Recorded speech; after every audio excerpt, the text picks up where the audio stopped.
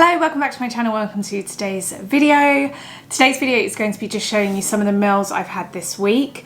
I haven't done one of these for ages, and in fact I haven't done a video for ages. It's been about 3 weeks since I last, 2 weeks since I last uploaded, which I feel absolutely dreadful about. It wasn't planned, however, there was nothing I could really do about it. I had a huge issue with the SIM cards that I had, and I was trying to get hold of old footage, and I never managed to get it, which is such a shame. So that kind of wiped out a few days for me. Plus I had a poorly toddler, and then we went away because it was the summer holidays. And then I've been filming recipe after recipe after recipe for my Instagram because I'm doing an autumn reel series at the moment. So it's been pretty like non-stop behind the scenes, and it just meant that YouTube got totally neglected. But I'm back. It's my season to shine. Well, it's not technically autumn yet, but in my opinion, September is autumn, and the weather is just starting to cool down. So the autumn content is finally starting. I'm going to start with just a really easy peasy meals of the week. So I really hope you enjoyed today's video. Most of the meals I'm properly filming are appearing on Instagram at the moment. Go over and follow me over there because, yeah, it's pretty autumnal over there, especially if you're into like autumny, yummy, super delicious and like really comforting food. And a lot of the reels I'm posting on Instagram I am going to be posting on shorts, YouTube shorts, over the next few weeks as well. But yeah, I'm so sorry for like disappearing off YouTube for over 2 weeks. I really didn't enjoy it, but I'm back. I'm going to be doing loads and loads of videos, lots of recipe videos, budget nutritious autumn recipe videos, autumn hauls, just cozy season stuff. So yeah, make sure you are subscribed and give this video a thumbs up if you're excited to see the autumn content. Enjoy today's video today. As I said, it's meals of the week. It's just a few clips of what we ate this week just to give you inspiration. There's a few recipes in here. And yeah, don't forget I have a website with lots of recipes on it as well. But enjoy today's video and I'll see you again really, really soon. Okay, so I have started again. I think it's because it's becoming more autumnal outside and it's becoming more windy and a bit chillier. I've started baking bread again. I've also decided to really cut down on my sort of ultra processed food. A lot of the bread that we were buying was ultra processed, and I don't know, if I can make it super duper cheap at home and it's super duper delicious and easy, why not make it at home? So this is foolproof bread because I'm not the best at making bread, but this one is super easy. It's a loaf of white bread and made from scratch with some flax seeds. So first thing I need is 500 grams of my strong white bread flour, which you can get super cheap from Aldi. I add in 1 sachet of yeast, about 300 mils of water, and 3 sort of overrun tablespoons of olive oil. I'm really lucky because I do have a KitchenAid to knead the bread for me. This was a birthday present quite a few years ago now, and it's been such a great investment. I'll link it down below. It's super duper expensive, but it's something you will use for the rest of your life. It's a rest of your life type purchase. My bread has been kneading for about 10 minutes at least. I add a tiny bit more olive oil in there and I leave it to rise or slash double in size in the same mixing bowl. Instead of cling film, I've not been using cling film for a few months now, and I've actually adjusted really easily to a cling film free life. But I use the compost bin bags because they fit over large mixing bowls really well, and they work the same as cling film, and then I can reuse that bag for my compost bin whenever I need to replace it. So it's a really good way of sort of covering your bread because it does the same thing as cling film does, keeps it nice and warm and moist. Then after it's been sort of rising for an hour, I will knead it again or punch it around a little bit, put it back into my baking tin and let it at least double in size before I start cooking it.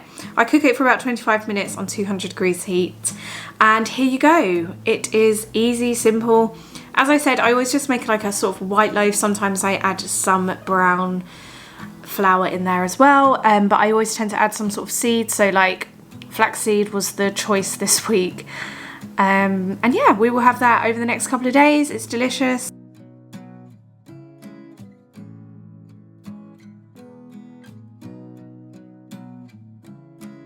Something I absolutely love making at this time of year is French toast or eggy bready, and it's so easy. It's a great way to use up bread that's not so fresh anymore, and eggs that aren't so fresh anymore. So I've got this honey bloom seeded bread from Aldi.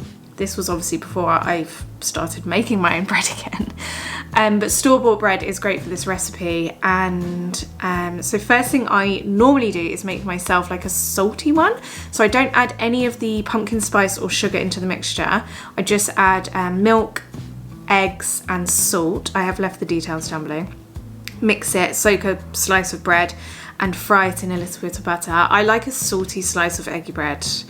And then I go in and start making proper, well, French toast slash just sweet pumpkin spice bread. It's autumn, you've got to have pumpkin spice bread. I'll link this pumpkin spice down below for you. But I add about a large teaspoon of pumpkin spice into the mixture and a very heaped teaspoon of soft brown sugar into the mixture. Give that a stir and that should be all you need. You can add a little bit of extra cinnamon if you want. But this bread turned out absolutely delicious. Just soak it in the egg mixture for a while, fry it until it's browning on both sides and it's not running any liquid if you squeeze it, because you want all of the egg to be cooked. And yeah, it's delicious. I cut it into fingers and we all really enjoy it with a cup of coffee in the morning.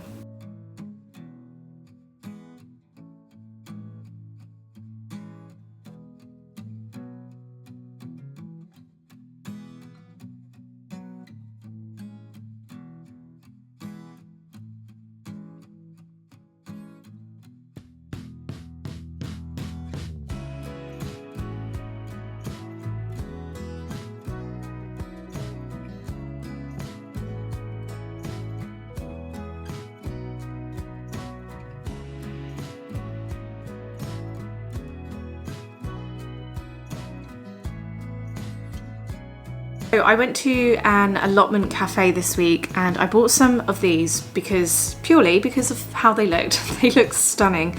They're these bright purpley pink beans. I think they were called Baloti Beans. And look at them. Look at the actual beans themselves. They look like dragon eggs. Oh my gosh. I absolutely loved these. So you might be able to see these in your local farm shops at the moment because apparently it's harvest season, so we're going to have like lots of beans and stuff like that. So first thing I'm doing, I've never cooked with them, so the first thing I tried doing with them is just frying them with butter and salt, but it turns out they definitely need more of a sauce to cook in. They don't just fry and go soft. They're sort of like baked beans where they need a sauce to properly cook in and stew in. So I added more garlic and a tin of chopped herby tomatoes, salt and pepper, and cooked them like that, and they were delicious. I had them on the side of a cheesy sweet potato dish that I made, and it was a really delicious meal. Super cheap, but really good for you and really nice. So yeah. As you know, on Instagram I'm making lots of reels with autumn recipes. I'm also going to be posting these as shorts as the weeks go on. So it's been really difficult filming recipes because a lot of them are actually going onto Instagram, so I can't double film. However, this day I'm making sweet potato and squash wraps. Can I just say the sweet potato wrap recipe that I've made in previous videos is probably so far my most popular recipe. I cannot get over how many people make this recipe and message me every week. So I'm really happy about that because it's such a nice recipe. It took me ages to find a recipe where I absolutely love eating sweet potatoes, and this is the one. I love sweet potatoes in this recipe.